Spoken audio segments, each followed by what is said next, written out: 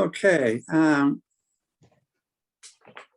so I need to, first of all, I was touched by the, the reference to First Nations people, because that's where I'm going to start in my little talk here about this particular region at the head of the lakes. And a lot of people don't recognize that, in fact, this part of North America, Southern Ontario, was really settled later than many other parts, not later than the Canadian West or the North or the US West. But it's certainly the reason why that was is because of the conflict with First Nations people. And it's come to be called the Beaver Wars. And I would urge people to really, who want to get an understanding of this part of Ontario, is to get an understanding of the Beaver Wars. Essentially, they were prompted by the arrival of the Europeans, and in the the early part of the 17th century, and very quickly the various Aboriginal groups wanted to get European goods, particularly iron goods, which they didn't have, but also, of course, firearms. And this sparked the Beaver Wars because the way Native people paid for all these European goods was by beaver pelts. And for example, the Iroquois living south of Lake Ontario in what we call Northern New York State today, were in touch with the English and the Dutch that were there before the English, and they traded for firearms and various other things that they wanted. Well, they very quickly hunted out the beaver, and so they began going further and further north. And who controlled the beaver trade north of the Great Lakes were the Hurons, and the Hurons were in alliance with the French. And so what we call the Beaver Wars began, probably, there's not very much is known about this, and I'm not sure we'll ever know the truth of it, but this was a conflict that went on for probably 80 years at any rate. And the climax of it came when the Iroquois attacked the Hurons. Their real name, of course, was the Wyandot, who lived along the southern shore of Georgian Bay. And it was a ferocious war. And the big attack happened in 1749. There were French Jesuit priests there, and really the accounts that we have of that war come from those priests. But the Iroquois, which were a nation probably a little better than 50,000 people, decimated the Huron. They scattered them, and many of the Huron either went west or some went down to Quebec. After that, the Iroquois, the next year in 1650, the Iroquois attacked the neutral Indians, or the neutral tribe, or I'm not sure what's the correct term here, who lived in the what we call the Hamilton-Burlington area, and they decimated them as well. It was a ferocious war. After that, they turned on the Erie, I'm sorry, Lake Erie is named after them, who lived along the shores of Lake Erie.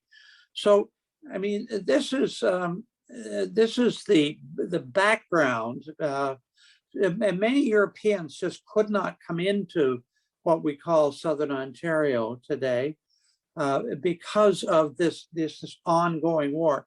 It was simply too dangerous.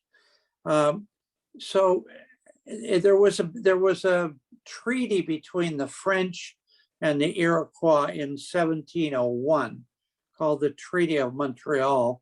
We do know a fair bit about that, but that essentially calmed the hostilities that were going on. The Iroquois, of course, a very aggressive group. They made war on peoples in the Ohio Valley and as far west as the Mississippi River. They were, in fact, some of the European notions about the ferociousness of the North American native people comes from these wars, because they were truly frightening for many, many people. So the Mississaugas, and we were mentioned the Mississaugas, in fact, are a different cultural group. They're Ojibwe, and they came down, as far as we know, from the Georgian Bay area and north. They're part of a larger Algonquin cultural group that lived in the north. Well, in fact, they lived in many different parts of North America. And so the Mississaugas came into this area because, in fact, there weren't many people living here. So by the 1750s, there were a few French trading posts, one in Toronto, another certainly at the mouth of the Niagara River. But of course, we know that the French and the English were involved in a very serious conflict here that finally climaxed in 1759 with the Battle of the Plains of Abraham. And essentially, the English took over the French thing. Now, we all know this. I mean, we should know this. It's certainly part of the whole fabric of Canadian history that we need to really pay attention to. So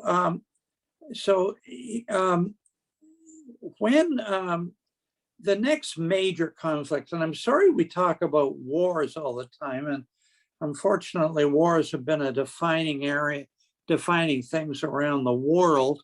Hopefully we won't have too many more of them, but it appears like we are going to.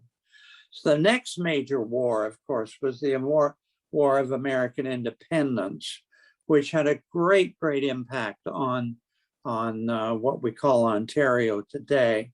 So the American Revolutionary Wars began 1775 and basically was concluded in 1783, where the British realized that they just basically could not defeat the Americans, the American rebels, as they like to call themselves at the time. And so, a peace was made, and basically, the United States was formed, and the forming of Canada began to take shape around that. And we need to talk about the Loyalists, because the Loyalists are tremendously important for this part, particularly this area around Hamilton and the Niagara Peninsula. So about 30,000 Loyalists went into Nova Scotia and New Brunswick, but only about 7,500 came here to Upper Canada, and they made the crossing on the Niagara River, and they got across to the other side, and this, even by that time, we're talking around 1783, 84, even by that time, this was viewed as British territory, dominated by the British. And even though there was not even a peace treaty and the drawing of the of the international boundary, but this was the sort of understanding. So people came across the 7,500 Loyalists who came into Ontario, and they settled largely in the Niagara Peninsula and further north. There were Loyalists that lived along the north shore of Lake Ontario as well. But they were farmers by and large. They came here. I think the only way to understand them is they were political refugees. You know, in our parlance, that's the appropriate term for them. They were refugees because they had sided with the British in this war of independence. And basically they felt uncomfortable living in their own neighborhoods. And they decided, many of them picked up everything they owned, everything that they could move at any rate, and came up into Canada. So they were a remarkable group of people. Largely they were farmers. And when they came in, I'm going to show you a bit of a photo here. I'm sorry, so this is a photo. I got to do, sorry, there. That photo is an artist's reproduction, obviously. It's a photo of an event that actually happened. Is that the British military essentially were here. You can see the officer there wearing his red coats. The British were always called the Redcoats, actually, and they're drawing lots for farms. So it's a remarkable event that began to really shape this into the Ontario we know today. But the other refugees, if you will, to use that term, that came here were, of course, the Six Nations, the Iroquois. And the Iroquois had, in the War of Independence, had sided with the British. And they had, in fact, fought with British forces. The Americans were deeply suspicious of the Iroquois. They didn't want them around, and essentially, the Six Nations left Upper New York State, which was their basic area, and moved here into Ontario. There's a big group of Mohawks that live not far from Montreal, but the big settlement was the Six Nations Reserve, which is still there, and it's along the Grand River between basically Brantford on one side and the town of Cayuga on the other. And when the British, you got to remember that basically nobody lived here. So this land was pretty cheap.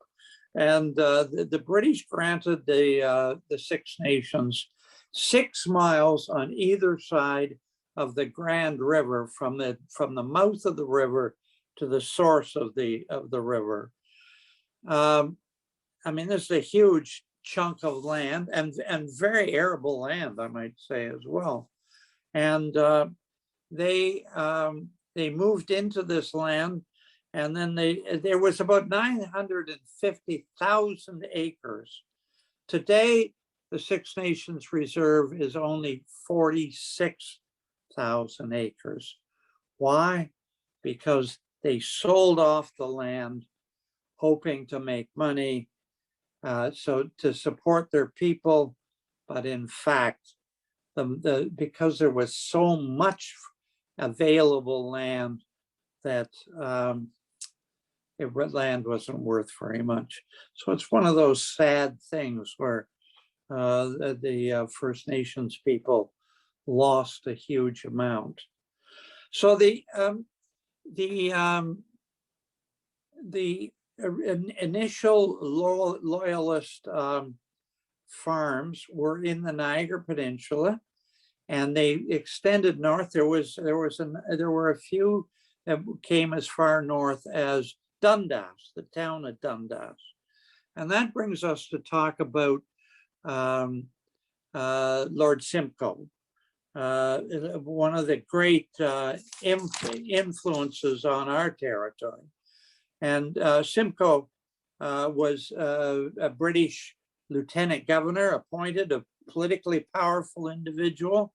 He came in 1792, so about a little less than 10 years after the Loyalists are moving in. But Simcoe did all sorts of important things.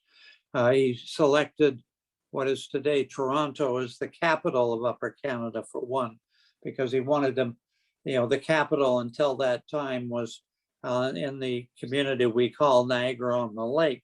He wanted to get away from the US border because he feared there'd be another war. In fact, there was another war. But he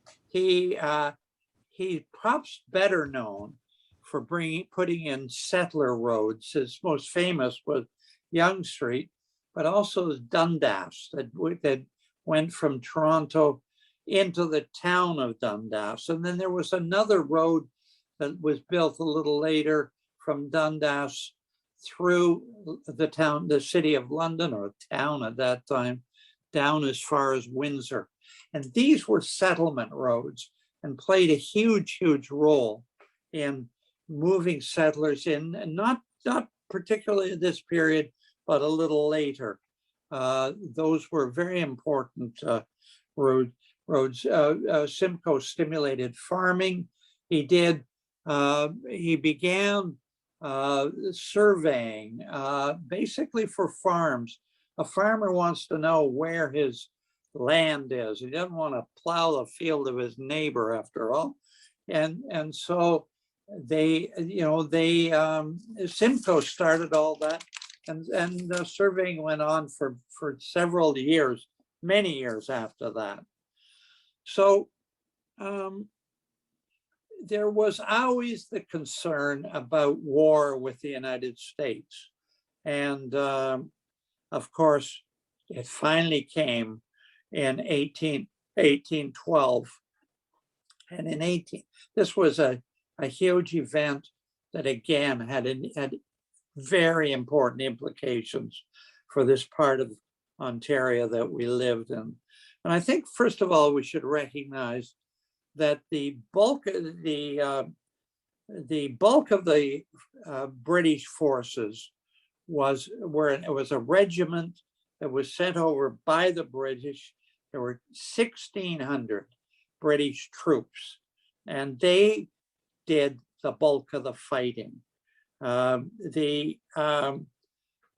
were about 750 Canadian militia. They were not trained troops. The British were trained, and that may sound funny. Of course, troops are trained. In that day, troops were not trained very well, but British troops were exceedingly well trained, probably the best trained troops at that time in the early part of the 19th century. So there, the struggle was here. It was around Niagara Peninsula, and it was touch and go. By 1813, the British pretty well had been driven out of the areas around the Niagara River and the Niagara Peninsula, and they were pushed back. The British headquarters was at Burlington Heights. Burlington Heights, for a lot of you, I suspect, will know this, but the Burlington Heights is where Dundurn Castle is today.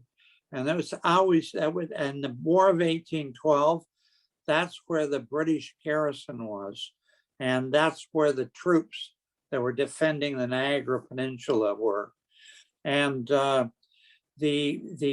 big battle in 1813 was the Battle of Stoney Creek. And, you know, I've read a lot of stuff about the War of 1812, and I got to say that a lot of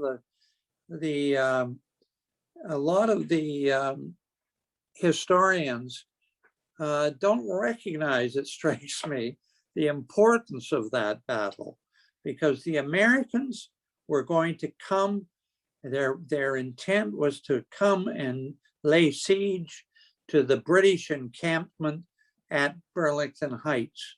And had the British lost Burlington Heights, then it would have been disaster for the British cause, or the Canadian cause, because it would make the whole eastern, you know, the whole area undefensible. But the British launched a surprise attack on the Americans and drove the Americans back to the frontier. So it was a very, very important battle in my view. The other battle that was important for this area was a battle at Moravian town, which is it's on the Thames River, the other side, west of London. And there was a defeat of the British. And the refugees from that came into this area, a lot of them in Flamborough, I'm told, but they were coming for the protection of the British forces at Burlington Heights. And they were here for a couple of years before they ultimately disbanded. And until that time, basically much of southwestern Ontario was subject to raids by American raiders who would come and they would plunder and they'd burn down houses and mills, and it was very risky.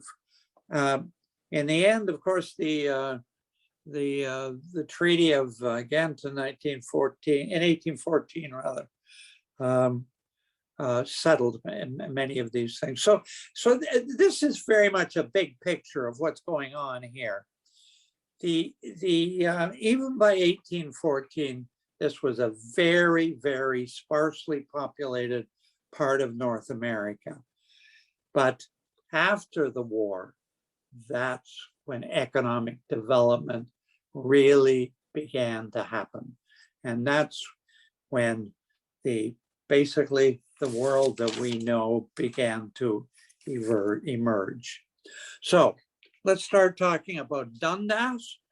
At the head of the lake, he often called themselves, a great location. It had I'm talking in the period after the War of 1812, 1814. So Dundas was first settled by Loyalists as early as 1787. And it basically was a transportation center. So it was also a place where remember that this area was that time essentially agriculture. Forget about industry. There was a little bit going on in towns, but not very, very much. This was an agricultural area, and I'm going to show you another photo here if I can do this. If I can find it. Oh dear, I'm such a dumb. Here's a photo actually that I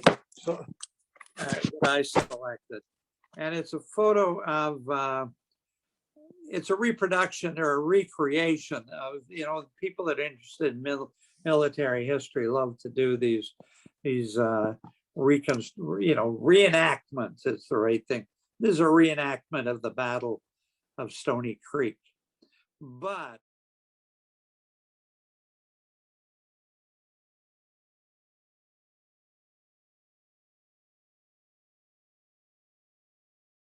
I can see you on the whole screen.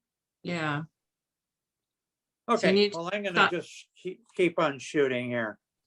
And so the the foundation of city of Hamilton, there were a few loyalists that came in prior to the war of 1812, but it was really a guy by the name of George Hamilton that came here in 1815, and he was a bit of a hero of the War of 1812, an interesting guy, and he came to Hamilton in 1815, and he gave his name to the whole settlement. He was basically a land speculator, wouldn't you know that? He owned 257 acres in what is downtown Toronto, or Hamilton. And he lived here, and he earned his living by selling off his land, of course. And he gave many of the streets, like John Street and James Street and Hunter and Kathleen or Catherine Street, all those, they came out of his family. He was a family guy. So we need to talk about the canals, because we have farmers in Ontario, some of them becoming increasingly prosperous, but essentially the farming was a type of subsistence farming.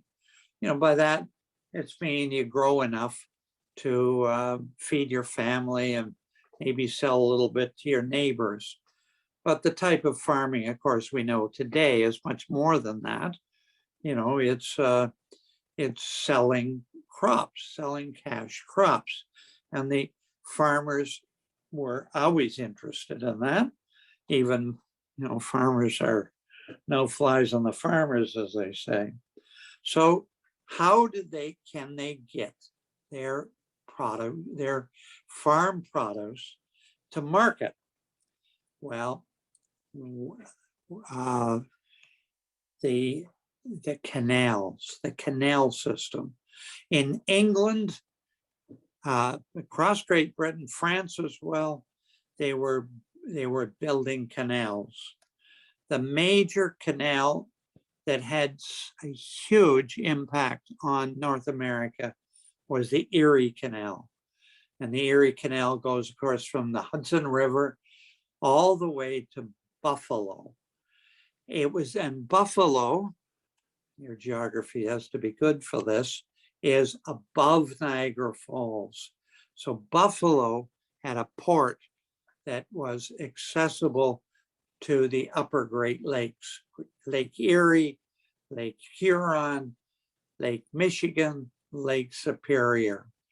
The Erie Canal had a huge impact on the development of the American Midwest, we call it.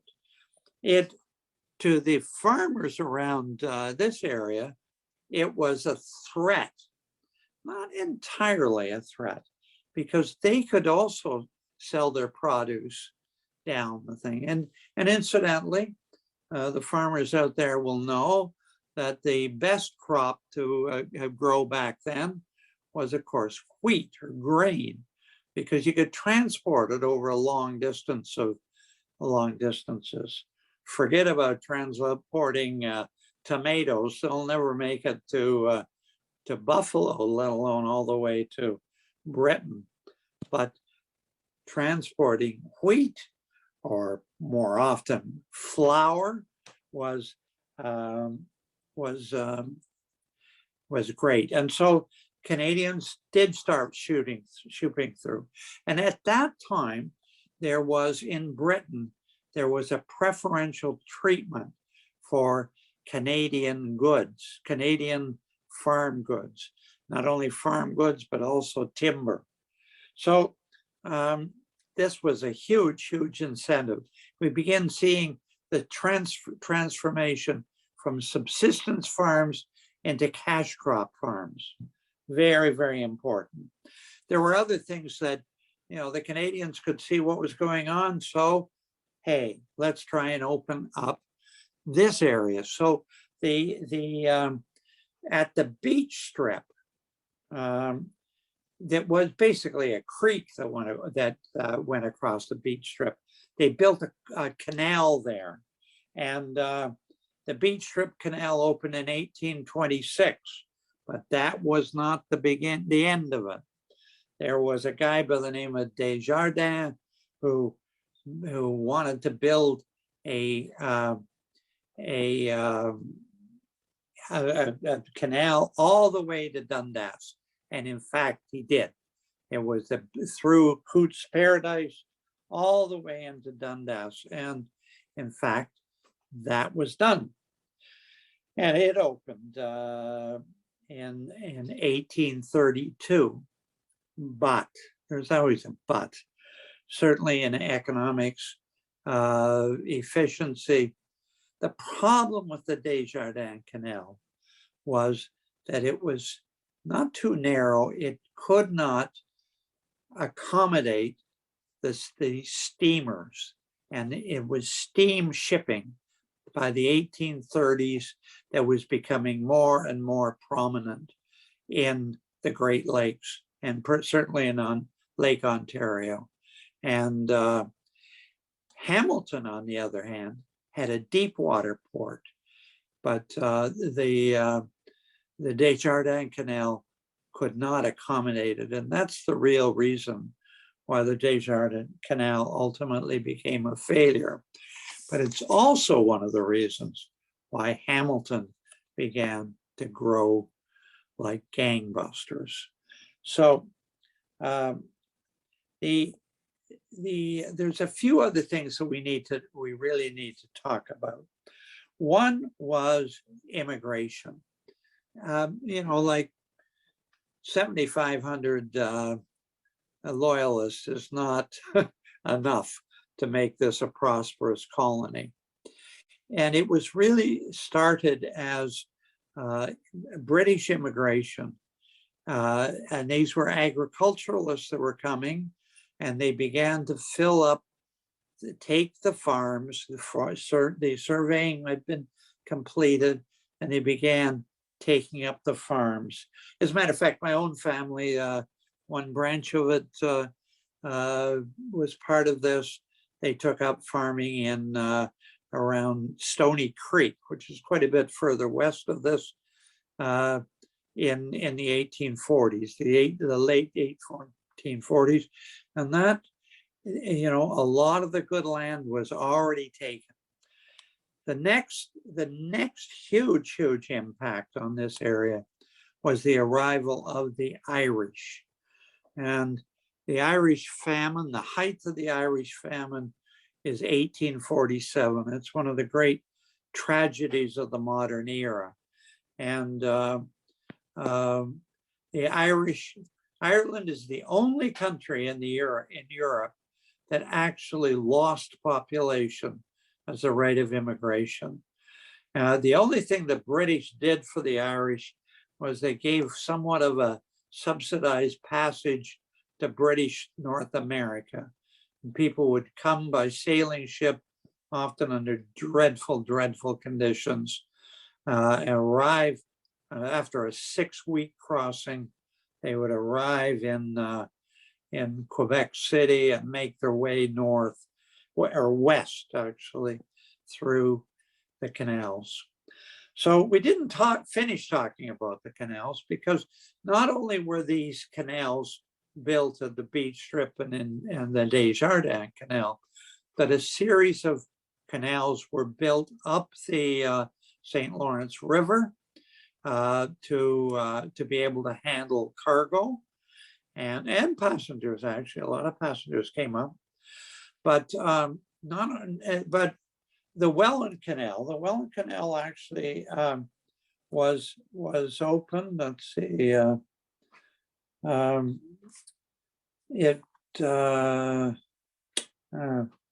when you know it, I can't find it. It was open in the 1840s, so that gave access again out to the upper lakes. So important things. The the economic pace really began taking off after the after 1814, after the war. So industry was very clearly the first. So let's talk a little bit about the markets that the farmers have. I don't know if there's any farmers out there, but you might be interested in this. Essentially, there was a preferential treatment given to British. This was viewed as British North America, a colony of the British. Remember, British at this time was the leading imperial power, and the Canadian wheat and grain and flour could enter Britain without any tariffs, but then that changed in not without any tariffs, with preferential tariffs. But that changed in 1849 with the elimination of the Corn Laws. For a period, then Canada entered into a relationship with the United States for what's called the reciprocity treatment. And it was for trade, and it mainly, again, was for agricultural products and for lumber. The Americans need a lot of lumber. They were. So that went on until after the American Civil War. So in the American Civil War, that was eliminated. So there was help for the agricultural community in this period, basically between 1814 through to 1860. But it was not much, but it was enough. It was enough. And the towns like Hamilton and Dundas began to develop, and little industries began springing up. Iron, for example, stove making. There was a lot of different types of industry that basically were products that the farmers needed. And there were some agricultural tools. The implements of that time were pretty rudimentary. But it really began developing. But the big development became the railway development. And there's a whole story around the railroad development that is totally fascinating. By the 1840s, people in Upper Canada, as it was called at that time, were very interested in developing railways. Railways, you'll remember, of course, developed first in Britain, and soon it was a technology that was being developed. People, we tend to think, oh, people didn't know much. Let me tell you, the educated knew a lot that was going on, particularly here. They were following what was going on in Britain, because that was the mother country, and many of the settlers here were British. So as early as 1834, Allan MacNab, who was a big capitalist, later the builder of Dundurn Castle, what we know as Dundurn Castle, tremendously wealthy guy. MacNab tried to raise money for the railroads, and he was an entrepreneur. Financing was one of the things that he did, and he couldn't raise the money. I mean, it's understandable why he couldn't raise the money. I mean, it was not a very prosperous world. Farming was still pretty scarce. There wasn't much industry, but let me tell you, McNabb was not to be turned down. He kept doing this. He financing for all of these projects is always key, and McNabb came to understand that he couldn't do it by raising private money in Canada. There just wasn't the money. People didn't have the cash, and so he turned to Britain. But he also turned to the government, and he was a very influential politician. He was a Tory, of course, but he was very plugged in politically. And basically, they began rewriting him and his fellow conservatives began rewriting the legislation in what at that time was Upper Canada in order to benefit the railways. He's famous for saying once, the railways are my politics. And I don't mean to laugh at that, but essentially, it was saying like, we want the state to provide money for the railways, and they did.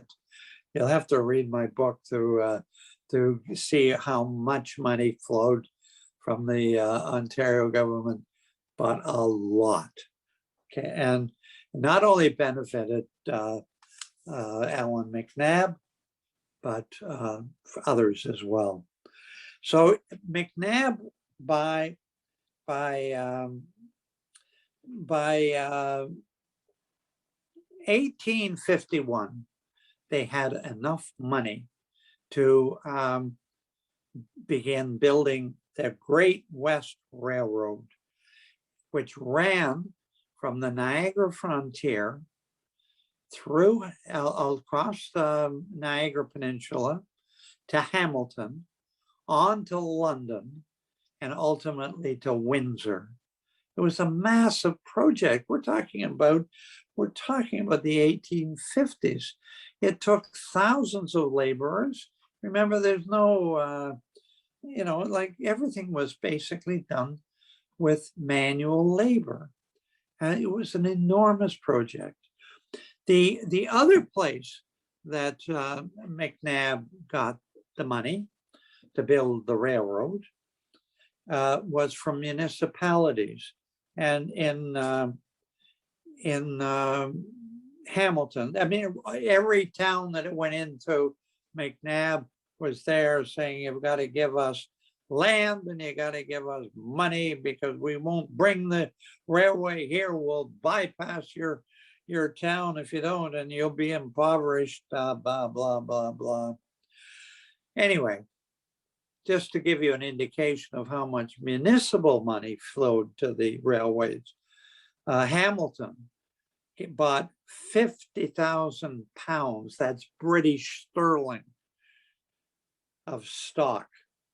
And they gave the railway 464 acres of land, basically the land that the railroad is on in Hamilton today. So this was a huge, huge benefit. And so, people grumbled about it. In fact, it was more than Hamilton could afford, but they did it. And it was a huge, huge economic stimulus for this area. So by the 1850s, Hamilton is the largest center. It's only a little more than 6,000 people, but it's the largest center west of Toronto. And it is beginning to develop like gangbusters. One of the biggest enterprises was the Great Western's shops. that was down on at the railroad tracks, so you know where that is, and Queen Street. And it was a huge, huge industrial production center where they built railroad cars, railway engines, flat cars, wheels, the whole number. It was a huge, huge enterprise that went on there. Excuse me, Bill, 10 minutes. Pardon? 10 minutes. 10 minutes. I can't believe I've talked for 10 minutes. I'm going to have to carry on quickly. So the other major development that happened was as a result of the national policy. So what in the United States, after the American Civil War, the Americans became very protectionist. They raised tariffs. It was almost impossible to for Canadian manufacturers to sell in the United States. And so John A. Macdonald established the national policy, and that was protective tariffs in Canada. And who supported it? The cities, particularly in Hamilton. It was a very, very popular thing. Who opposed it? The farmers, because the farmers saw themselves. But this led to a huge, huge development in Hamilton particularly. And I'm just going to, but the real period of huge development was in the 1890s in Hamilton. And this is a place where Westinghouse came, you know, the company, the agricultural implements, Otis elevators, American Can, and so on, but also the steel mills began at this time. It was the steel mills, the steel mill of Canada really began in 1893 with a group of American industrialists. They built a blast furnace, and they got major incentives from the city. By 1895, they had a blast furnace going and an open hearth. Incidentally, that was all refinanced about 1910. And at that time, the Steel Company of Canada, or Stelco, emerged. It was one of the biggest industrial concerns. DeFasco developed a little later after the First World War. But this was a time in the 1890s when Hamilton became the manufacturing city, the manufacturing city of Canada. And some of that, of course, has changed, but Hamilton is still a manufacturing city. I wanted to talk a little bit about unions because, incidentally, I've written a couple of books about unions, and I'm, strong. The unions were active in Hamilton as early as the 1830s. There was always a split between the early unions were craftsmen's unions. They were the carpenters and the boiler makers and the stove makers and the iron makers and so on. They were craftsmen, and they didn't organize the unskilled workers. By the 1920s, that was beginning to change. And steel and auto are very crucial to this, because in those industries, it was unskilled workers that were dominant. There were certainly craftsmen that worked in those industries, but auto industry is what we call a semi-skilled industry. Steel itself, people were hired on as unskilled labor, and they were taught not a full craftsman, but they taught how to do things. There was a real split between the craftsmen's unions and the unemployed. and the unskilled workers. That the famous place where that was finally resolved was in the famous 1946 Stelco Strike. And God, I did a play about this strike. This is a legendary strike. And it was what they called a strike for union recognition. It came right after the Second World War.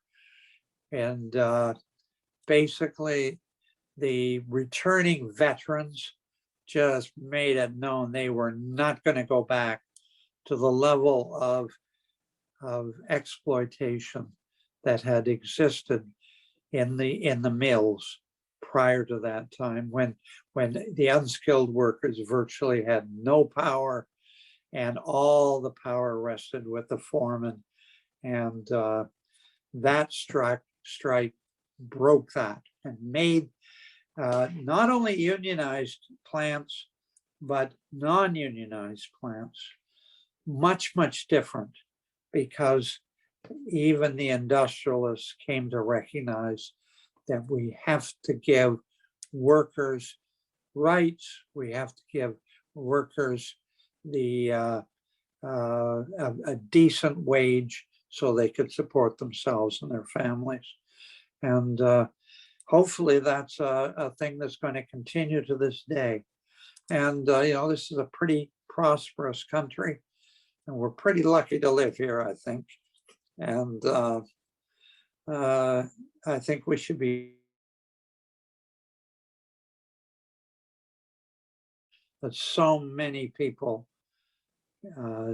dedicated to make this such a great place. So I'm going to stop there, Lynn.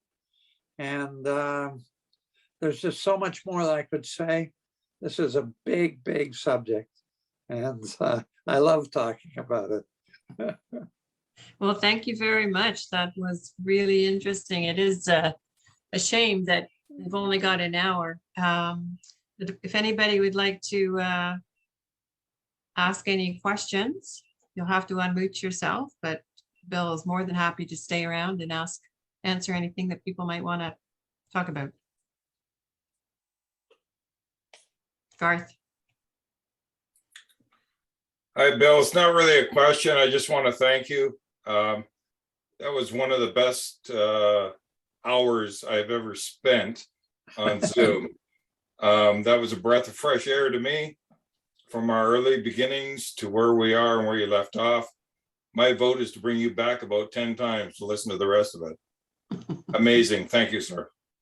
Thank you.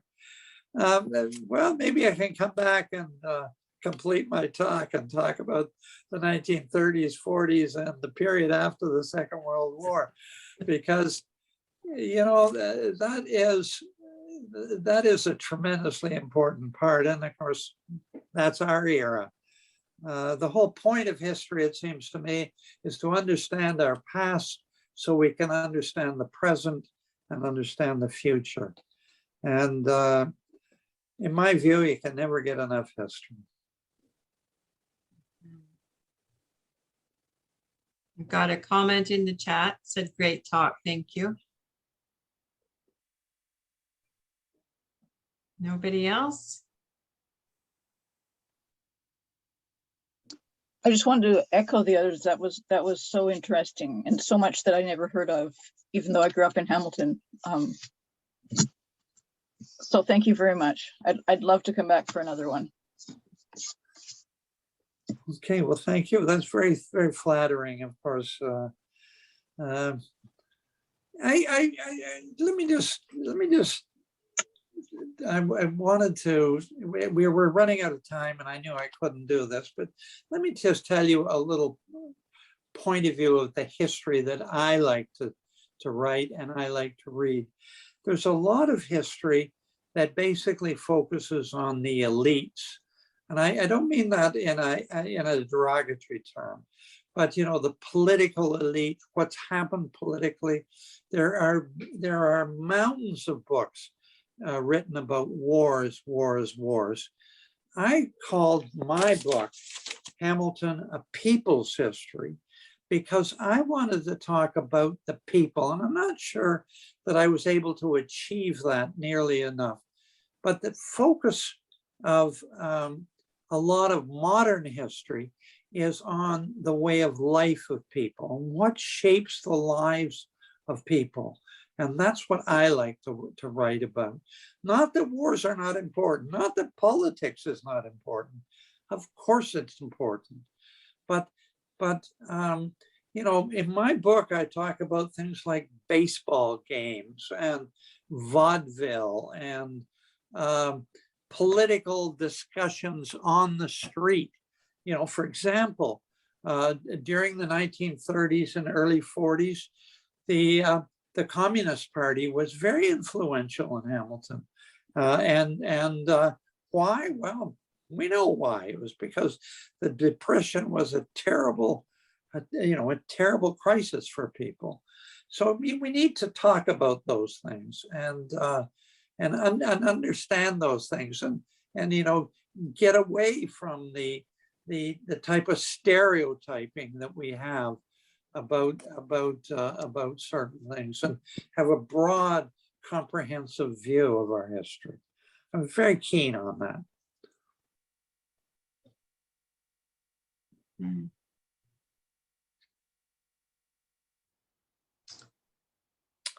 Doesn't. So look any like- more questions? I don't see anybody. Geez, I So, could have talked on another half hour. oh, Chris, do you want to wrap this up? Oh, Bob Newell. Well, it was very interesting talk. A good chunk of it I already knew, but that didn't matter. Good to have a refresher on it. Thank you. All right. Thank you very much, Bill. It was a very interesting talk. Okay. And, Thank you for having me. It's been fun. Thank you. Good. I'm going to sign off and let you do your business. Okay. Thank you. Okay.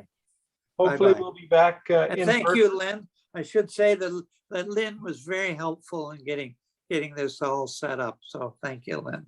Okay, bye-bye. Bye. Hopefully we'll be back in person in September. And everybody have a good summer. Well, I'm just looking at the chats here. Somebody's coming in from BC, so, and online, so we might want to try hybrids at some point. Well, very- Okay. All right. right. Have a good night, everybody. Thank you. Bye. Night.